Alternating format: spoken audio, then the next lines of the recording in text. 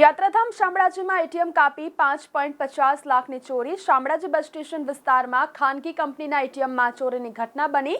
રાત્રિ દરમિયાન અર્ટિગા કારમાં આવેલા 5 શખ્સોએ કરી છે ચોરી। ગેસ કટરથી એટીએમ કાપી આશરે 5.50 લાખની રોકડ ચોરી ગયા। એટીએમના સીસીટીવી પર સ્પ્રે મારી ચોરીને અંજામ આપ્યો। ચોરી બાદ એટીએમમાં આગ લગાડાઈ। હથિયારો સાથે આવેલા 5 ચોરોએ કરી લાખોની ચોરી। ખાનગી કંપનીના એટીએમમાં કોઈ ચોકીદાર હાજર નહોતો।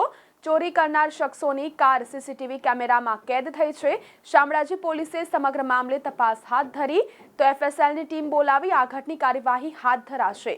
તો હજારો યાત્રાળુઓ શામળાજીમાં આવતા હોય ત્યારે સુરક્ષા સામે અનેક સવાલો ઊભા થયા।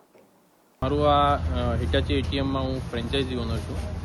આ લગભગ હું 8 વર્ષથી ચલાવું છું, જેમાં ગઈ રાત્રે મને રાત્રે 4 વાગ્યા દરમિયાન અહીંયા બાજુમાંથી પડોશીનો ફોન આવ્યો કે તમારા એટીએમમાં આગ લાગી છે।